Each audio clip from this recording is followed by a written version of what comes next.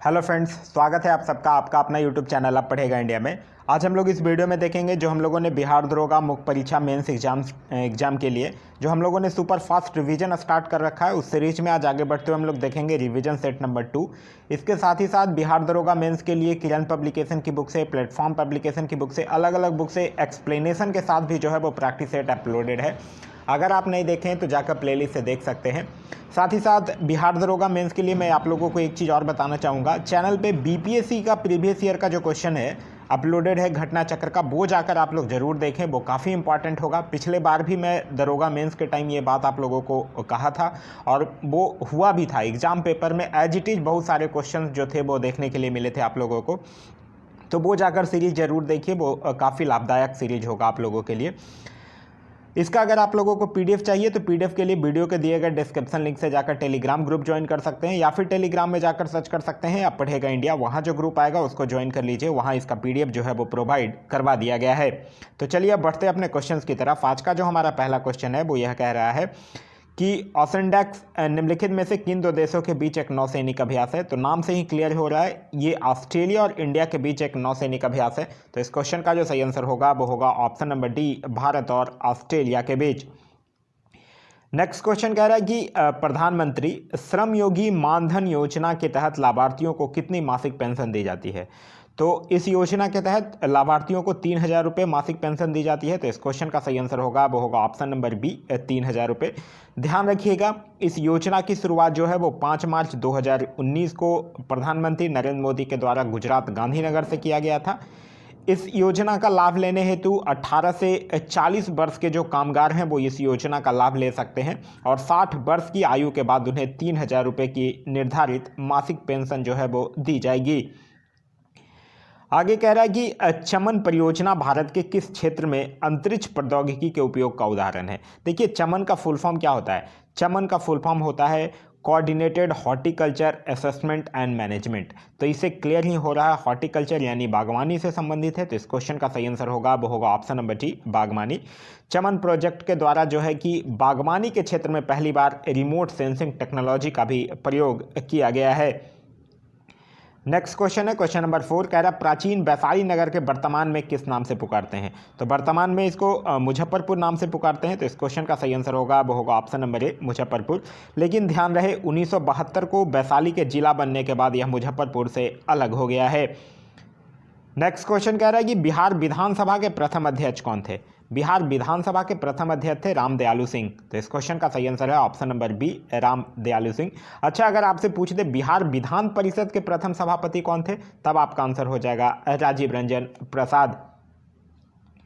Next कह रहा है कि बिहार राज्य का क्षेत्रफल जो है वो भारत के क्षेत्रफल का कितना प्रतिशत है। तो बिहार राज्य का जो क्षेत्रफल है वो भारत का क्षेत्रफल का 2.86% है। तो इस क्वेश्चन का सही आंसर होगा वो होगा ऑप्शन नंबर सी, 2.83%। भारत का क्षेत्रफल कितना है, 32,87,263 वर्ग किलोमीटर और बिहार का क्षेत्रफल है 94,163 वर्ग किलोमीटर। वहीं अगर भारत का क्षेत्रफल विश्व के क्षेत्रफल का प्रतिशत पूछ दे तो भारत का जो क्षेत्रफल है वो विश्व के क्षेत्रफल के 2.42% है, ये भी ध्यान रखिएगा।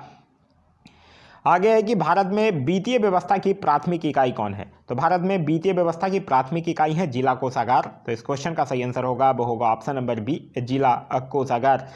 वहीं भारत में जो वित्तीय कार्य के विनियमन के लिए भारतीय रिजर्व बैंक जो है वो एक सर्वोच्च प्राधिकरण है और भारत वित्तीय व्यवस्था में जो नियंत्रक एवं महालेखक परीक्षक होते हैं वो भारत सरकार के धन के संरक्षक के रूप में कार्य करते हैं। नेक्स्ट क्वेश्चन कह रहा है कि बजट निर्माण का मुख्य सिद्धांत क्या है।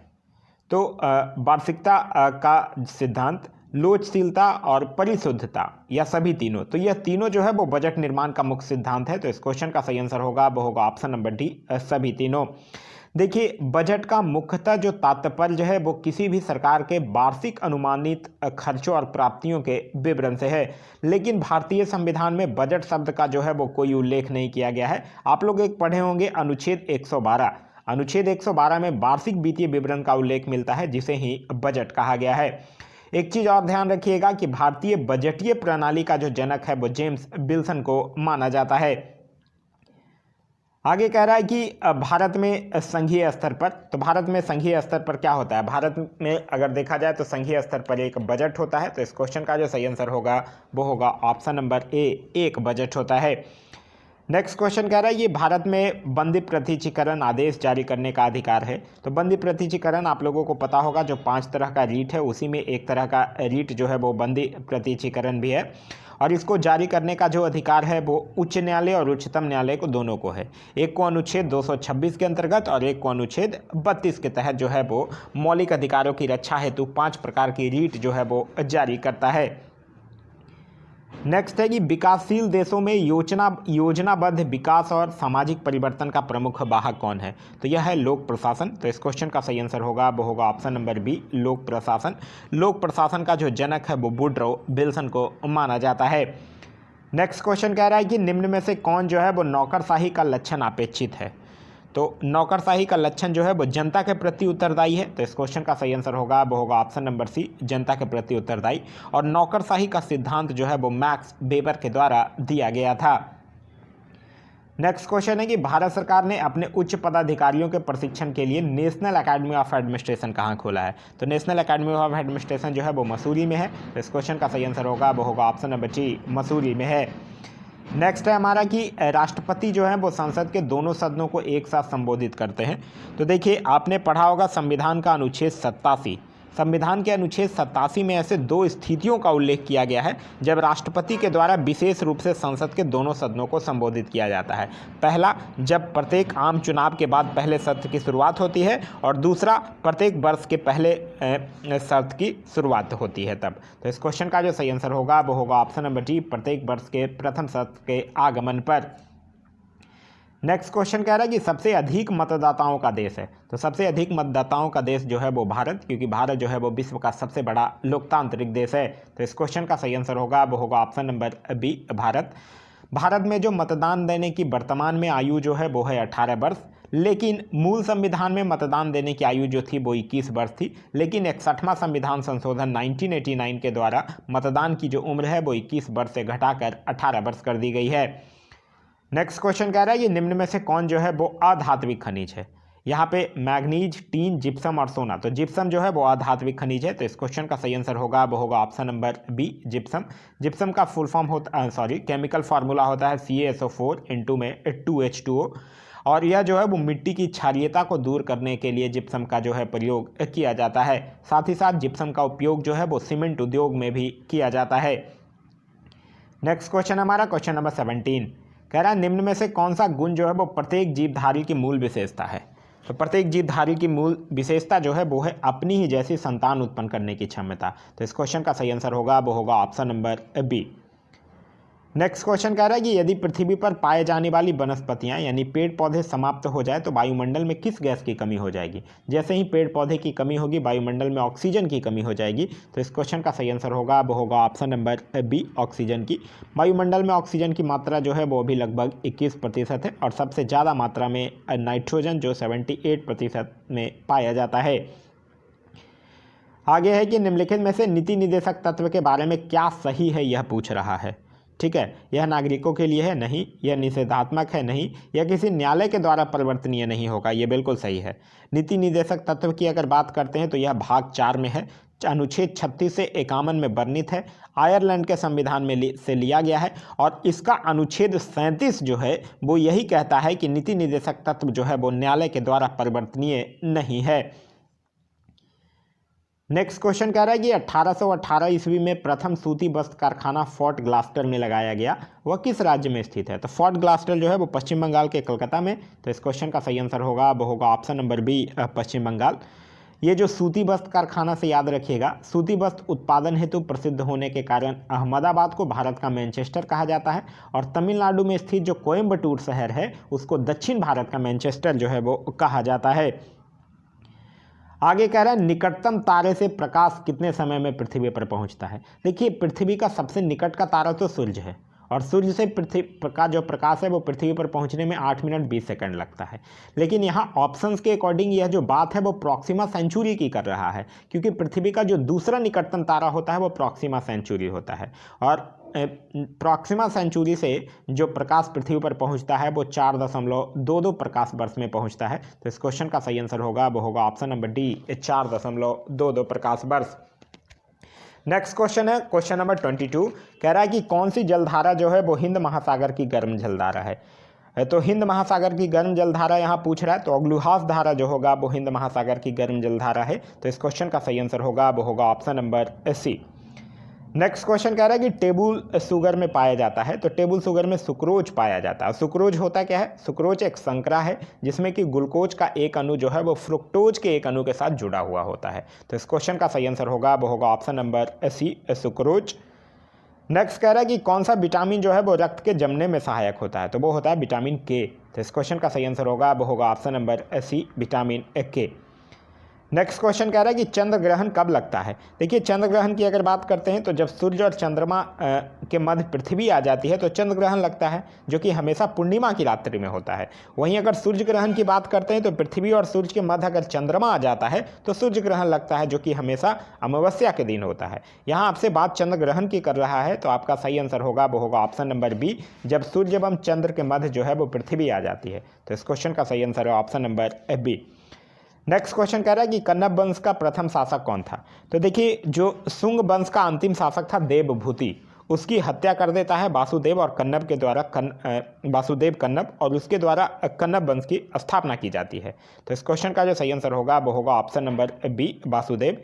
फिर इस वंश का जो अंतिम शासक होता है वो सुशर्मा होता है, और सुशर्मा की हत्या करके जो सिमुख होता है वो सातवाहन वंश की स्थापना करता है। यह सब आप लोग एंशिएंट हिस्ट्री में के पार्ट में पढ़े होंगे। नेक्स्ट क्वेश्चन है हमारा क्वेश्चन नंबर 27, कह रहा है प्रधानमंत्री की न्यूनतम आयु जो है वो कितने वर्ष की होती है। तो प्रधानमंत्री की न्यूनतम आयु जो होगी वो 25 वर्ष होगी। तो इस क्वेश्चन का सही आंसर होगा वो होगा ऑप्शन नंबर बी, 25 वर्ष। देखिए प्रधानमंत्री हो गया, मुख्यमंत्री हो गया, संसद सदस्य हो गया, विधानसभा सदस्य हो गया, ये सब की न्यूनतम आयु है 25 वर्ष। राज्यसभा और विधान परिषद की सदस्यता के लिए 30 वर्ष, और राष्ट्रपति, उपराष्ट्रपति और राज्यपाल के लिए 35 वर्ष। नेक्स्ट क्वेश्चन है कि अमृत बाजार पत्रिका के संस्थापक कौन थे। अमृत बाजार पत्रिका के संस्थापक थे मोतीलाल घोष, एमएल घोष। तो इस क्वेश्चन का सही आंसर होगा वो होगा ऑप्शन नंबर 20। इस अखबार की जो स्थापना है वो शिशिर घोष और मोतीलाल घोष के द्वारा किया गया था। एक चीज़ और याद रखिएगा, जब वर्नाकुलर प्रेस एक्ट आता है उसके बाद यह अखबार जो है वो रातों रात अंग्रेजी अखबार में बदल दिया जाता है। नेक्स्ट क्वेश्चन कह रहा है पुर्तगालियों का मुख्यालय कहाँ था। तो पुर्तगालियों का मुख्यालय था गोवा। तो इस क्वेश्चन का सही आंसर होगा वो होगा ऑप्शन नंबर सी, गोवा। और भारत में पुर्तगालियों का जो पहला गवर्नर था वो फ्रांसिस्को द अल्मेडा था, लेकिन अल्बुकर्क को भारत में पुर्तगाली शक्ति का वास्तविक संस्थापक माना जाता है।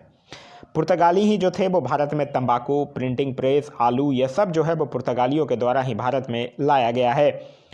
नेक्स्ट है कि भारत का क्षेत्रफल जो है वो विश्व के क्षेत्रफल का कितना प्रतिशत है।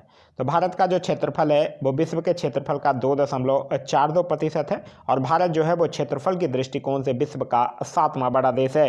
तो इस क्वेश्चन का जो सही आंसर होगा वो होगा option number C. Next question कह रहा है कि राष्ट्रीय उद्यान हॉर्टिकल्चर संस्थान जो है वो कहाँ स्थित है। तो हॉर्टिकल्चर संस्थान जो है वो बेंगलुरु में स्थित है। तो इस क्वेश्चन का सही answer option number C, Bengaluru. Next question कह रहा है एपीग्राफी का संबंध जो है वो किसके अध्ययन से है। तो एपीग्राफी का संबंध जो है वो शिलालेखों की भाषा के अध्ययन से है। तो इस क्वेश्चन का जो सही आंसर होगा वो होगा ऑप्शन नंबर ए, शिलालेखों की भाषा।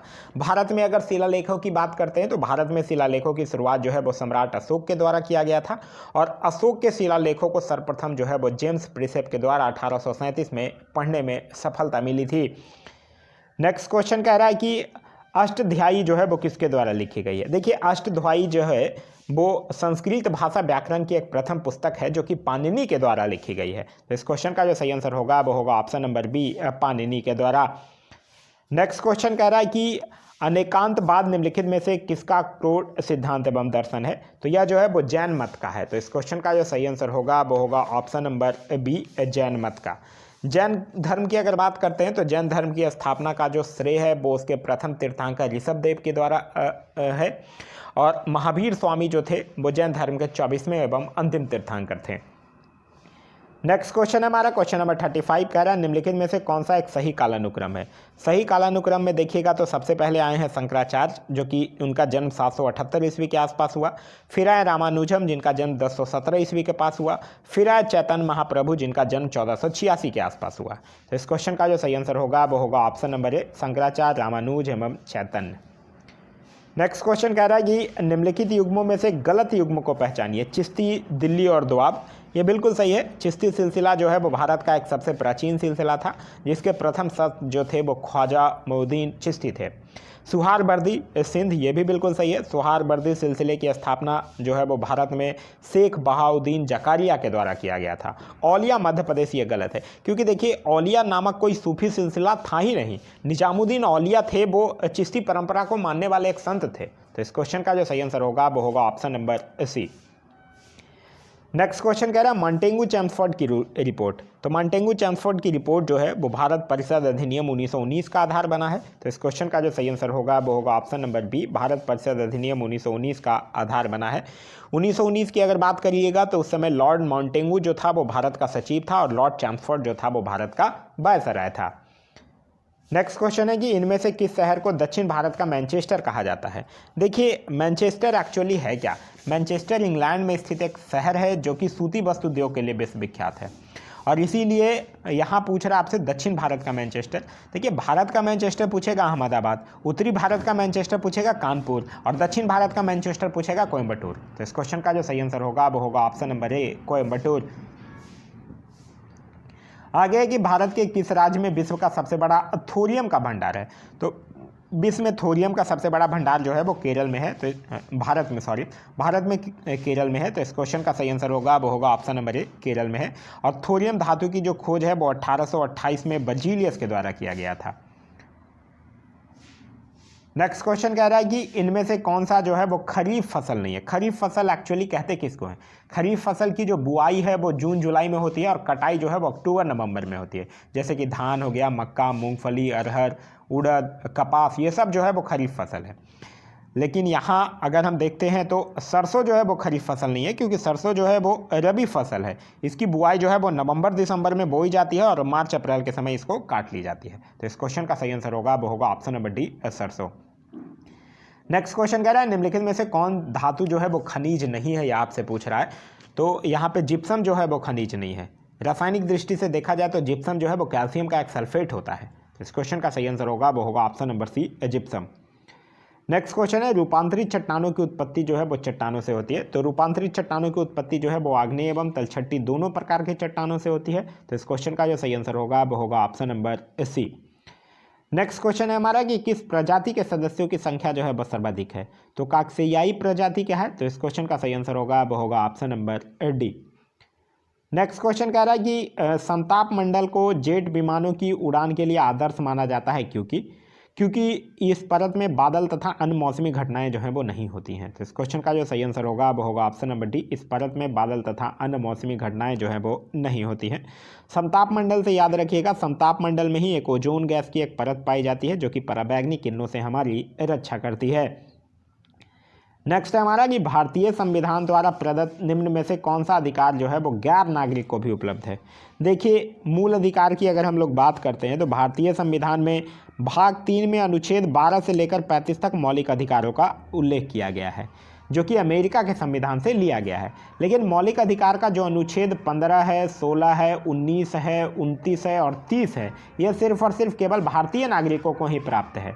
लेकिन जो संवैधानिक निराकरण यानी संवैधानिक उपचार का जो अधिकार अनुच्छेद 32 में दिया गया है, जिसको कि डॉक्टर भीमराव अंबेडकर ने संविधान के हृदय और आत्मा कहकर भी संबोधित किया है, यह जो है वो गैर नागरिकों को भी उपलब्ध है। तो इस क्वेश्चन का जो सही आंसर होगा वो होगा ऑप्शन नंबर डी, संवैधानिक निराकरण का अधिकार। नेक्स्ट क्वेश्चन कह रहा है कि भारत के संविधान के निम्नलिखित अनुच्छेदों में से किसके अनुसार प्रत्येक राज्य की कार्यपालिका शक्ति का उपयोग इस प्रकार किया जाएगा जिसमें संघ की कार्यपालिका शक्ति के प्रयोग में कोई अड़चन न हो या उस पर कोई प्रतिकूल प्रभाव न पड़े। तो यह जो है वो अनुच्छेद 257 के अनुसार। तो इस क्वेश्चन का सही आंसर होगा वो होगा ऑप्शन नंबर ए, अनुच्छेद 257।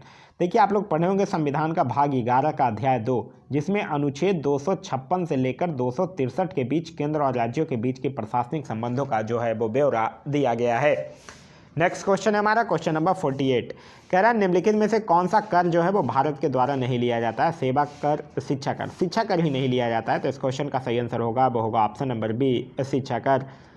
नेक्स्ट क्वेश्चन कह रहा है कि भारत में मुद्रास्फीति दर की माप जो है वो किस आधार पर होती है? तो यह WPI के आधार पर, यानी कि होलसेल प्राइस इंडेक्स, थोक मूल्य सूचकांक। तो इस क्वेश्चन का सही आंसर होगा वो होगा ऑप्शन नंबर बी, थोक मूल्य सूचकांक।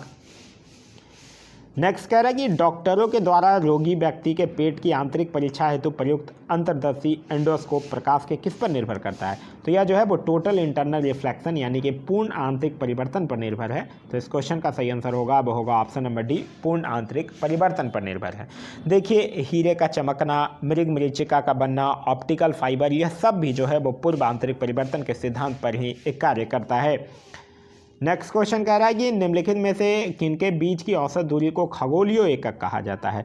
तो यह जो है वो पृथ्वी तथा सूर्य के बीच के औसत दूरी को खगोलीय एकक कहा जाता है। तो इस क्वेश्चन का जो सही आंसर होगा वो होगा ऑप्शन नंबर ए, पृथ्वी तथा सूर्य। सूर्य तथा पृथ्वी के बीच की औसत दूरी जो है वो 14.96 करोड़ किलोमीटर है, और पृथ्वी जो है वो 3 जनवरी को सूर्य के सर्वाधिक निकट होती है, जिसको कि उपसौर कहा जाता है, और 4 जुलाई को सर्वाधिक दूरी पर होती है, जिसको कि अपसौर कहा जाता है। क्लियर है? आगे कह रहा है फलों को कृत्रिम तरीके से पकाने वाली गैस कौन है? तो वो है एसिटिलीन, यानी C2H2। तो इस क्वेश्चन का सही आंसर होगा वो होगा option number C, acetylene. Next question कह रहा है निम्नलिखित कथनों पर विचार कीजिए। अग्निशामकों में खाने का सोडा यानी बेकिंग सोडा का प्रयोग में लाया जाता है। बिल्कुल, बेकिंग सोडा का फार्मूला होता है NaHCO3। फिर कह रहा है शीशे के उत्पादन में बिना बुझा हुआ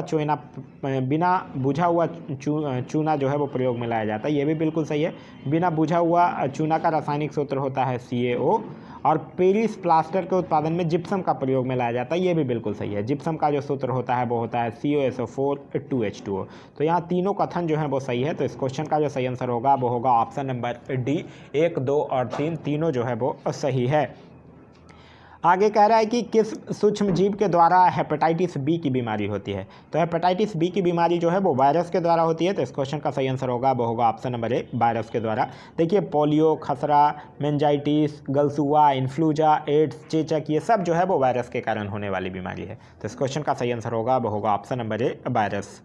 नेक्स्ट क्वेश्चन कह रहा है प्लाज्मा में जल का प्रतिशत कितना होता है? तो देखिए, प्लाज्मा की अगर बात करते हैं तो इसका 90% भाग जो है वो जल होता है, 7% प्रोटीन होता है, 0.9% लवण और 0.1% जो है वो ग्लूकोज होता है। तो इस क्वेश्चन का जो सही आंसर होगा वो होगा option number D, 90%। Next question कह रहा है मधुसूदनी इंसुलिन अंतर्स्रावा हार्मोन एक क्या है? तो यह एक पेप्टाइड है। पेप्टाइड एक्चुअली अमीनो अम्ल की एक छोटी श्रृंखला को पेप्टाइड कहते हैं, जिसको कि कई पेप्टाइड मिलाकर एक प्रोटीन का निर्माण होता है। तो इस क्वेश्चन का जो सही आंसर होगा वो होगा ऑप्शन नंबर सी, पेप्टाइड कहते हैं। नेक्स्ट क्वेश्चन कह रहा है कि भारतीय स्वतंत्रता की पहली लड़ाई लड़ी गई। तो भारतीय स्वतंत्रता की पहली लड़ाई जो है वो 1857 में 10 मई 1857 को मेरठ से 1857 की क्रांति की शुरुआत हुई थी, जिसको कि BD सावरकर के द्वारा भारत का प्रथम स्वतंत्रता आंदोलन कहकर संबोधित किया गया है। तो इस क्वेश्चन का सही आंसर होगा वो होगा ऑप्शन नंबर ए, 1857।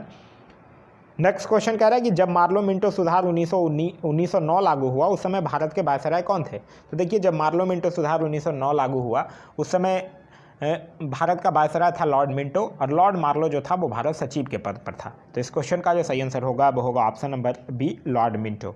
भारत सुधार अधिनियम 1909 से एक चीज़ याद रखिएगा, 1909 के मार्लो मिंटो सुधार के द्वारा ही पहली बार मुसलमानों के लिए अलग निर्वाचन प्रणाली की व्यवस्था जो है वो की गई थी। नेक्स्ट क्वेश्चन कह रहा है कि दक्षिण अफ्रीका में स्थित टॉलस्टॉय फॉर्म इनमें से किससे जुड़ा है? तो 1910 में दक्षिण अफ्रीका में टॉलस्टॉय फॉर्म की स्थापना जो है वो गांधी जी के द्वारा किया गया था। तो इस क्वेश्चन का सही आंसर होगा वो होगा option number B, Mahatma Gandhi. Next question है कि इनमें से कौन जो है वो हिंदुस्तान के अंतिम ब्रिटिश गवर्नर जनरल थे? तो हिंदुस्तान के अंतिम ब्रिटिश गवर्नर जनरल की अगर हम लोग बात करते हैं तो वो था लॉर्ड माउंटबेटन। और अगर स्वतंत्र भारत का पूछ ले तो स्वतंत्र भारत के पहले भारतीय गवर्नर जनरल अगर बात करें तो वो थे CR गोपालाचारी। तो इस क्वेश्चन का तो सही आंसर होगा वो होगा option number B, Lord Mountbatten. Next question कह रहा है ग्रीन हाउस इफेक्ट पैदा करने वाली मुख्य गैस कौन है? तो ग्रीन हाउस इफेक्ट जो है वो सबसे ज़्यादा ग्रीन हाउस इफेक्ट उत्पन्न करने वाला जो गैस है वो है CO2। तो इस क्वेश्चन का सही आंसर होगा वो होगा option number B, carbon dioxide. Next question कह रहा है निम्नलिखित में से कौन सा ऑप्टिकल जो है वो सक्रिय नहीं है। तो ग्लाइसिन ऑप्टिकल सक्रिय नहीं है। ग्लाइसिन एकमात्र ऐसा एक अमीनो एसिड है जो कि वैकल्पिक रूप से निष्क्रिय है। तो इस क्वेश्चन का जो सही आंसर होगा वो होगा ऑप्शन नंबर ए, ग्लाइसिन। नेक्स्ट क्वेश्चन कह रहा है कि निम्नलिखित में से कौन सा यौगिक जो है वो लुईस अम्ल नहीं है।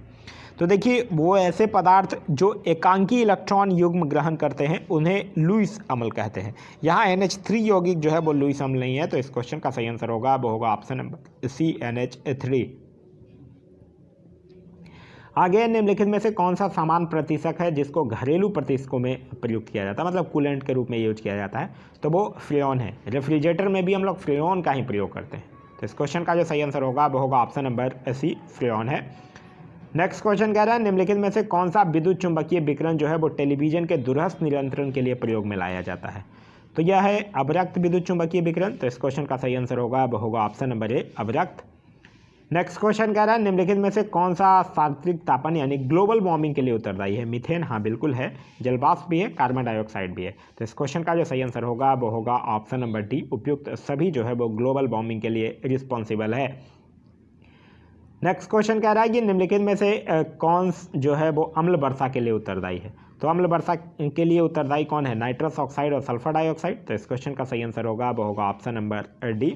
और अम्लीय वर्षा का जो pH मान होता है वो 5.6 से कम होता है। नेक्स्ट क्वेश्चन कह रहा है निम्नलिखित में से कौन सा गैस जो है वो पीने के पानी को शुद्ध करने के लिए प्रयोग में लाई जाती है। यह बात कर रहा है क्लोरीन की। तो इस क्वेश्चन का जो सही आंसर होगा वो होगा ऑप्शन नंबर बी, क्लोरीन। साथ ही साथ क्लोरीन का उपयोग जो है वो विरंजक चूर्ण, फॉस्फीन, आंसू गैस इत्यादि के भी निर्माण में किया जाता है। क्लोरीन की खोज जो है वो सैले नामक वैज्ञानिक के द्वारा किया गया था, ये भी ध्यान रखिएगा। नेक्स्ट क्वेश्चन कह रहा है वातावरण में प्रकाश का विसरण निम्नलिखित की वजह से होता है। तो देखिए प्रकाश का विसरण जो है वो वातावरण में धूल कण की वजह से होता है। तो इस क्वेश्चन का सही आंसर होगा वो होगा ऑप्शन नंबर बी, धूल कण की वजह से। आगे है रक्त का pH मान कितना है। तो रक्त का pH मान जो होता है वो 7.4 होता है। तो इस क्वेश्चन का सही आंसर होगा वो होगा option number C. pH scale का जो आविष्कार है वो सॉर्नसेन के द्वारा किया गया था।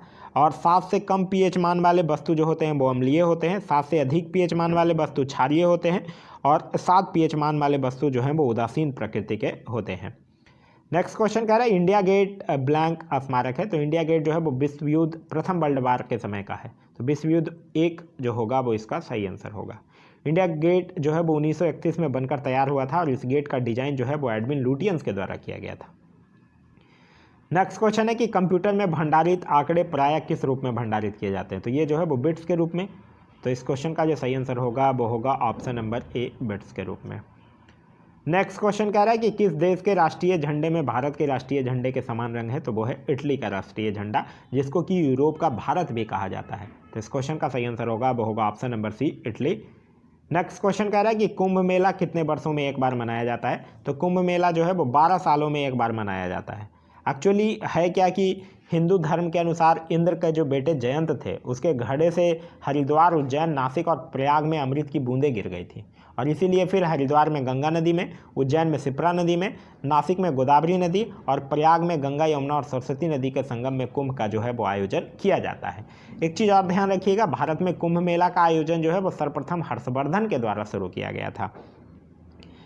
आगे कह रहा है कि इनमें से कौन एक पक्षी अभयारण्य है। तो भरतपुर जो राजस्थान में स्थित है वो एक पक्षी अभयारण्य है। तो इस क्वेश्चन का सही आंसर होगा वो होगा ऑप्शन नंबर ए, भरतपुर।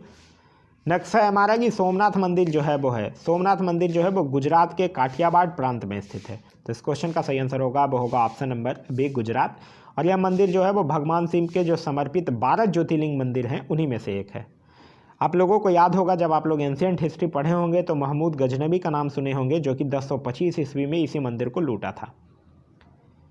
नेक्स्ट क्वेश्चन कह रहा है कि राजीव गांधी अंतर्राष्ट्रीय हवाई अड्डा कहाँ है। तो राजीव गांधी अंतर्राष्ट्रीय हवाई अड्डा जो है वो हैदराबाद में स्थित है और यह हवाई अड्डा जो है वो निजी क्षेत्र के द्वारा पूर्ण रूप से बनाया गया भारत का प्रथम अंतर्राष्ट्रीय हवाई अड्डा है।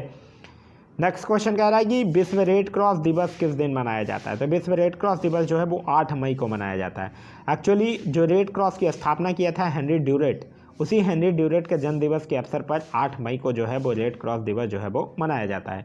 इसके आगे मैथ्स का क्वेश्चन है और रीजनिंग का क्वेश्चन है, उसका सॉल्यूशन जो है वो मैं पीडीएफ के लास्ट में अटैच कर दिया हूँ। पीडीएफ के लिए मैं आप लोगों को ऑलरेडी बता चुका हूँ कि वीडियो के दिए गए डिस्क्रिप्शन लिंक से आप जाकर टेलीग्राम ग्रुप ज्वाइन कर सकते हैं, या फिर टेलीग्राम में जाकर सर्च कर सकते हैं या पढ़ेगा इंडिया, वहाँ जो ग्रुप आएगा उसको ज्वाइन कर लीजिए। वहाँ इसका पीडीएफ जो है वो आप लोगों को प्रोवाइड करवा दिया गया है।